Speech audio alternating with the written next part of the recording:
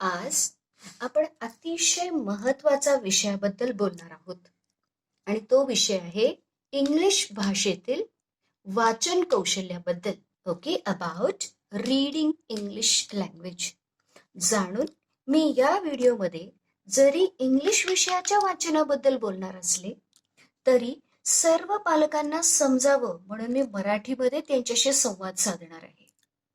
सगळ्यात आधी मला मुद्दा सांगायचा आहे की भाषेवरती प्रभुत्व असणं अतिशय आवश्यक आहे. अनेकदा आपण काय करतो की आपल्याला असं वाटतं की गणित आणि शास्त्र हेच विषय जास्त महत्वाचे आहेत आणि भाषेच्या शिक्षणाकडे आपण थोडंसं दुर्लक्ष करतो. परंतु अर्थातच प्रत्येक विषयाचं आपलं एक महत्व आहे. पण मी तर असं म्हणेल सगळ्यात महत्वाचा विषय हा भाषाच आहे. त्याचं कारण पण मी तुम्हाला सांगू शकते की माणसाचं व्यवच्छेदक लक्षण म्हणजे भाषा आहे. जर आपल्याला आपले विचार आहेत, आपली मतं आहेत, आपण जे काही शिकलेलो आहे किंवा शिकायचं असेल, ओके, एखादी गोष्ट शिकायची असेल किंवा एखादं शिकलेलं परत दुसऱ्यांना ट्रान्सफर करायचं असेल, दुसऱ्यांना सांगायचं असेल, आपल्या भावना दुसऱ्यापर्यंत पोहोचवायच्या असेल, आपल्या इच्छा, आपली तक्रार, ओके, कोणतीही गोष्ट दुसऱ्यापर्यंत पोहोचवायची असेल तर माणूस भाषेचा उपयोग करतो. यामध्ये मी इंग्लिश भाषेचा आग्रह धरत नाहीये, परंतु जी कोणती एक भाषा असेल त्याच्यावरती प्रभुत्व असणं अतिशय आवश्यक आहे. ज्या व्यक्तींचं असं प्रभुत्व नसतं त्या इतर क्षेत्रामध्ये सुद्धा प्रभुत्व मिळवण्यामध्ये मागे पडतात. समजा की गणितामधला कधी कधी प्रश्न असतो की एका मुलाचे वय हे आईच्या मुलापेक्षा काही दुप्पट आहे किंवा तिप्पट आहे, असे काहीतरी प्रश्न असतात. पण ते कोणत्या विद्यार्थ्याला समजतील?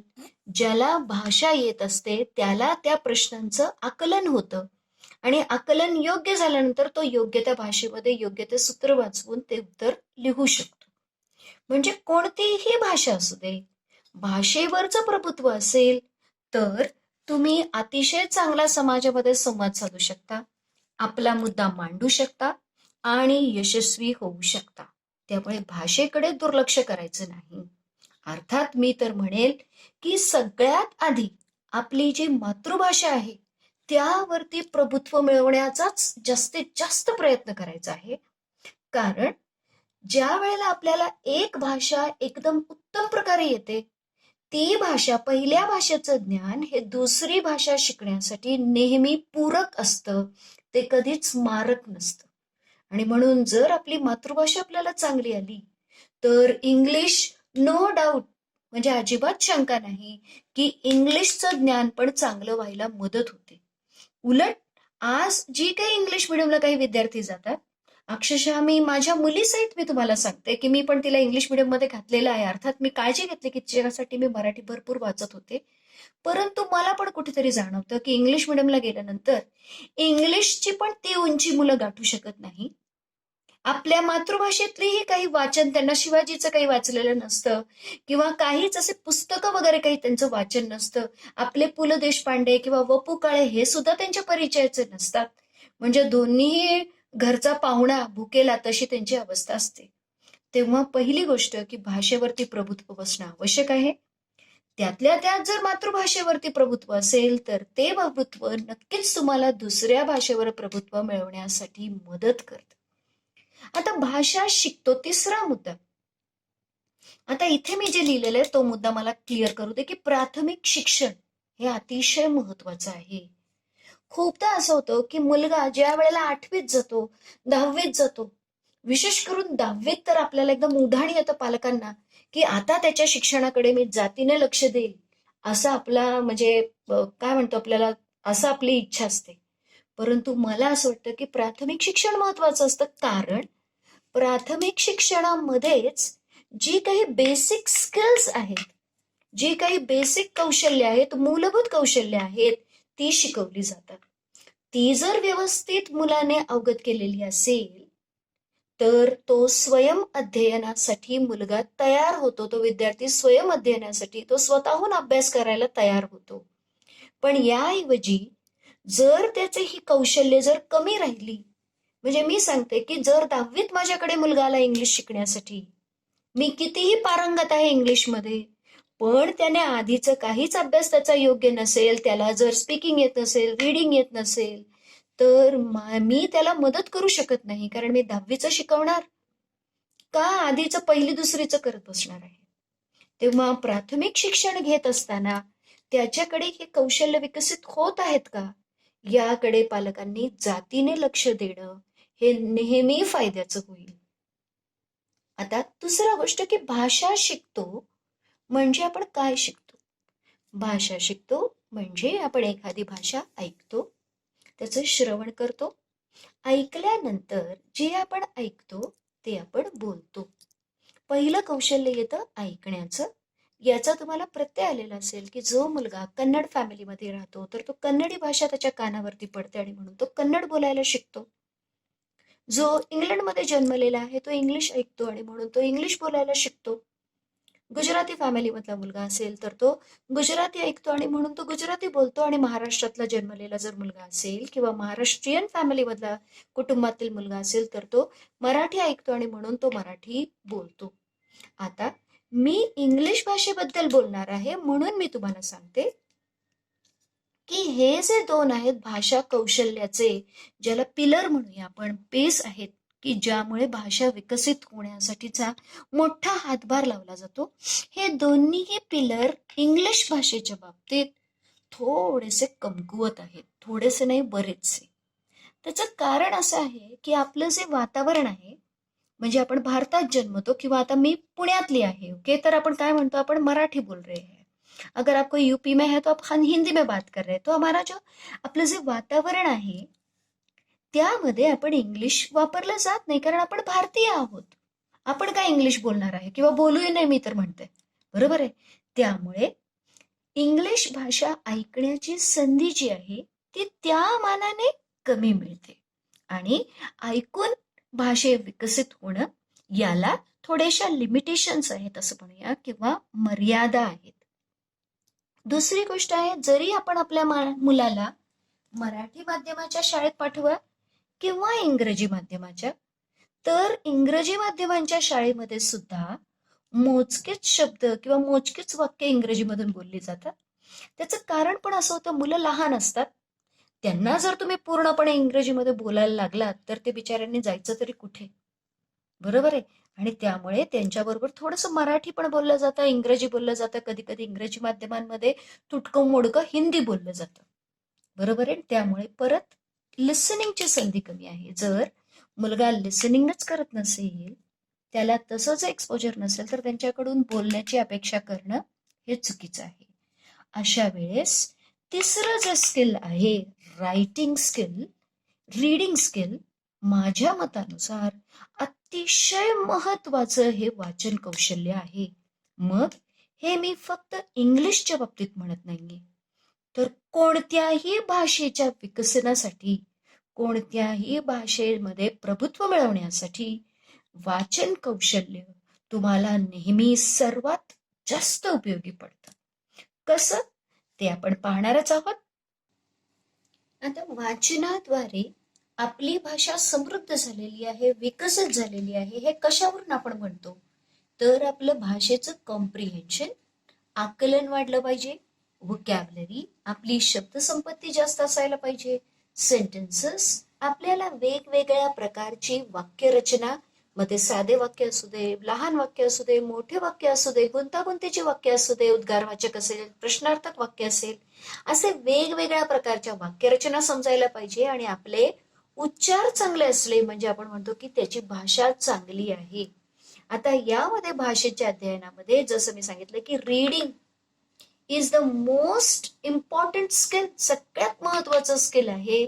मग ते फक्त, आता मी इंग्लिशच्या संदर्भात बोलत आहे, परंतु मराठीच्या बाबतीतही तेच सत्य. कोणती, कन्नड, गुजराती, कोई भी भाषा राहिली, त्याचे फायदे का ते महत्वाचे आहे. पहिलं, व्होकॅबलरी, म्हणजे आपला त्या भाषेमधला वाचनामुळे शब्द संग्रह वाढतो, आपल्याला अनेक शब्द माहीत पडतात, अनेक वाक्यरचना आपल्याला कळतात, आपण ते शब्द उच्चारतो, त्यामुळे उच्चार सुद्धा चांगले होतात. जर आपण असं म्हणतो स्वतःला की मी महाराष्ट्रीयन आहे, बरोबर आहे, पण जर आपण सकाळी उठल्यापासून ते संध्याकाळी झोपेपर्यंत जे काही शब्द बोलतो ते जर आपण एक महिनाभर जर रेकॉर्ड केले तर आपल्या लक्षात येईल की आपल्या रोजच्या व्यवहारामध्ये आपण तेच शब्द परत परत बोलत असतो. जास्तीत जास्त, अगदी जास्तीत जास्त 800 ते 1000 पर्यंतचे शब्द, डबा घेतलास का, जेवण जेवलास का, व्यवस्थित जा, झोप, असे तेच शब्द म्हणत असतो. म्हणून जर आपल्याला शब्दसंग्रह वाढवायचा असेल तर वाचनाशिवाय पर्याय नाही. आपल्या बोलीभाषेमध्ये आपण याचं एक उदाहरण देते. आपणच म्हणताना कसं म्हणणार, सकाळ झाली. पण एखादा लेखक असेल तर बघा सकाळचं वर्णन तो कसं करतो. अगदी मी मराठीचं सांगते. आकाशात लाल नारंगी रंगांची उधळत होत आहे. पूर्व दिशेला गुलाल उधळीत सूर्योदय होत आहे. रात्रीचा अंधार नष्ट होऊन आशेच्या किरणांचा प्रकाश डोकावत आहे. ताजा स्वच्छ मंद आणि सुगंधित वारा वाहत आहे. प्राजक्ताचा सडा अंगणात पडला आहे आणि त्याचा सुगंध लांबवर पसरला आहे. गायी गोठ्यात हंबरत आहेत. दवबिंदूंचे मोती हिरव्या पात्यांवरती चमकत आहेत. आल्हाददायक, मनमोहक, अलवार, शांत, प्रसन्न आणि चैतन्यमयी वातावरण आहे. आता पहा, या लेखकाने खरं सांगायचं तर एकच वाक्य सांगितलेलं आहे की सकाळ झालेली आहे. पण त्याचं वर्णन करताना आपल्याला कितीतरी शब्दांचा परिचय होतो आणि म्हणून वाचनामुळे, वाचनाशिवाय भाषा विकसित करण्याचा दुसरा पर्याय नाही. त्यामुळे आपला शब्दसंग्रह वाढतो. मग ती कोणती भाषा. So next, reading and writing, they go hand in hand. या जुळ्या बहिणी आहेत. ओके, ज्याचं वाचन चांगलं त्याचं आपोआप लेखन सुद्धा चांगलं. अगदी आता तुम्हाला मराठी समजावं म्हणून ज्या वेळेला आपण वाचतो त्यावेळेला आपली शब्दांवरती नजर पडते आणि आपल्या डोळ्यात ते शब्द चपखल बसतात की नाही बाबा, हा शब्द जर चुकीचा लिहिला तर नाही, काहीतरी चुकल्यासारखं आपल्याला वाटतं. अनेकदा असं होतं की जे विद्यार्थी चुकीचं बोलतात ते चुकीचं लिहितात पण. समजा की मी एक तुम्हाला सांगते की एक अतिशय म्हणजे मोठ्या शिक्षिका होती. त्या बोलताना असं म्हणायचं लवकर, आणि एकदा त्यांनी शाळेचं एक ऍप्लिकेशन द्यायचं की मला लवकर घरी जायचे आहे म्हणून मला अर्ध्या दिवसाची रजा मिळावी, तर त्यांनी लवकर शब्द अर्जेत असा लिहिलेला होता. पण जर वाचन करणारा माणूस असेल तर तो लवकर हा शब्द असा लिहिणार. म्हणजे वाचन ज्याचं चांगलं तो उसका रायटिंग, त्याचं लिखाण सुद्धा चांगलंच होतं. कारण कसे शब्द लिहायचे हे त्याच्या डोळ्या घालून सारखे गेलेले असतात. तिसरा मुद्दा आहे की रीडिंग. जर तुमचं वाचन असेल आपोआप तुमचं स्पीकिंग किंवा बोलणं सुद्धा सुधारतं. खरं तर बोलणं आधी आणि नंतर वाचनाचं कौशल्य येतं, परंतु वाचन करून सुद्धा तुमचं बोलणं सुधारतं. कारण अनेक शब्द आल्यामुळे तुम्ही तुमचा मुद्दा व्यवस्थित मांडू शकता. आणि अनेकदा असं होतं की मराठी मीडियमचे जरी विद्यार्थी असले, योग्य ते मोठे झाल्यानंतर ज्या वेळेला त्यांना संधी मिळते त्यावेळेला ते बरोबर इंग्रजीमध्ये फटाफट बोलू लागतात. एक्सपोजर, रीडिंगच्या माध्यमातून जे भाषेला एक्सपोजर किंवा जो वाव मिळतो, त्यात एस्पेशली इंग्लिशच्या बाबतीत मी म्हणेल, इतर वेळेला कसं होतं त्यातल्या त्या टीव्हीचे कार्यक्रम जर आपण पाहत असू तर मराठी भाषा आपल्या कानावर पडते, अनेक शब्द आपल्या कानावर पडतात. आपण बातम्या बघत असतो त्यामुळे कानावरती अनेक शब्द पडतात. हिंदीमध्ये पण अनेक कार्यक्रम बघत असल्यामुळे बघा हिंदी पण मुलांची आत्ताच्या खूप चांगली सुधारलेली आहे, ओके, टीव्हीच्या कृपेमुळे. परंतु इंग्लिशच्या बाबतीत ओके तसा वाव मिळण्यासाठी रीडिंग सारखा दुसरा मार्ग नाही. Next, less time to read than to write. ज्या वेळेला मूल लहान असतं, म्हणजे साधं मी सांगते की मी 5वीच्या वर्गाला शिकवलेल, त्याच्या खालच्या वर्गांची तर अजून अवस्था वाईट असेल, वाईट नाही म्हणायला पाहिजे, की बघा एखाद्या मुलांना जर मी फळा भरून जर लिहून दिलेलं असेल तर त्यांना पूर्ण तास ते उतरवायला पुरेसं होतं. म्हणजे मुलांना लिहायला खूप कष्ट पडतात आणि खूप वेळ लागतो. त्याऐवजी मी म्हणते वयाच्या 7व्या वर्षापर्यंत मुलाला लिहिण्याबद्दल जबरदस्ती करू नये. अगदी जुजबी त्याला फक्त अक्षरं लिहिता आली तरीही पुरे आहे. पण अर्थात कधी कधी काय करतो, हे करायचं नाही त्याच्याकडे आपण लक्ष देतो, पण काय करायचं ते जर लक्षात राहणार नसेल म्हणजे दोन्ही गोष्टी करायच्या नाही असं होऊन जातं. पण त्याऐवजी खूप सारं वाचन केलं त्याच्यासाठी. हे बघा, this is true about English as well as Marathi. हे मराठी, इंग्रजी कोणत्याही भाषेसाठी खरं आहे. तर जास्त वाचन करायचंय किंवा त्याला वाचन कौशल्य लवकर शिकवायला सुरुवात करायची आहे. त्याची अक्षर ओळख सुरुवात करायची. अक्षर ओळखायला लागला रे लागला तर लिहिण्यामध्ये खूप वेळ जातो. त्याचा अभ्यासाबद्दलचा त्याचा पूर्ण हात दुखून येतो, कारण त्याचे स्नायू तितकेसे विकसित नसतात. खूप वेळ लागतो. त्याऐवजी आपण वाचनावरती भर दिला तर भाषेचा एक भक्कम पाया आपण बांधू शकतो. आणि हे तर सगळ्यात महत्वाचं आहे की विद्यार्थी सेल्फ स्टडीसाठी तयार होतो, स्वयं अध्ययनासाठी. सेल्फ रिलायंट म्हणजे तो स्वावलंबी होतो. ज्या विद्यार्थ्याला वाचन येतं तो विद्यार्थी स्वतःहून वाचतो, त्याला बाईंनी सांगितलेलं पण सगळं समजतं आणि तो स्वतःचा अभ्यास स्वतःहून करायला तयार होतो. बघा, आपण जसजसं आपण अभ्यासाच्या पुढच्या टप्प्यांवर जातो, ज्या मुलांचं वाचन पाठीमागे राहतं ते कधीच शिकण्याच्या बाबतीत स्वावलंबी होत नाही. किंवा आताची जी परीक्षा पद्धती आहे ती सगळी परीक्षा पद्धती आकलनावरती आधारित परीक्षा पद्धती आहे. परीक्षेतला जो उतारा आहे तो दिलेला असतो. मुलांना प्रश्न समजून त्या प्रश्नाचं उत्तर शोधायचं असतं, उत्तर पाठ करायचं नसतं, घोकमपट्टी करायची नसते. अशा वेळेला वाचन हेच आपल्याला सेल्फ स्टडीसाठी तयार करतं. आणि माणसाची कितीही प्रगती झाली, कितीही प्रगती झाली दे, कितीही तंत्रज्ञान बदलू दे, पण वाचन, भाषाही राहणार आहे आणि भाषा आहे तोपर्यंत वाचनही राहणार आहे. मे बी आपण वर्तमानपत्र किंवा पुस्तकामधून न वाचता मोबाईलच्या स्क्रीनवरती, आपल्या कम्प्युटरच्या स्क्रीनवरती वाचू.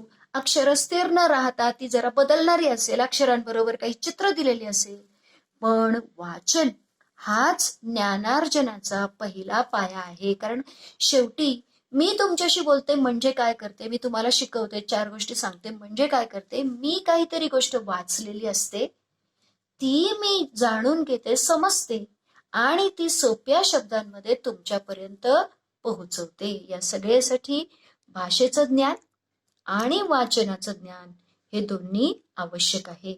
मग आता एवढं इम्पॉर्टंट जर रीडिंग स्किल आहे, ओके, मी आता इंग्लिशचे शिक्षक असल्यामुळे मी इंग्लिशच्या बाबतीत म्हणेल, एवढं महत्वाचं रीडिंग स्किल आहे इंग्लिशचं, पण मग तेच काय होतं, वीक राहतं मुलांचं. त्यामध्येच मुलं पाठीमागे राहतात.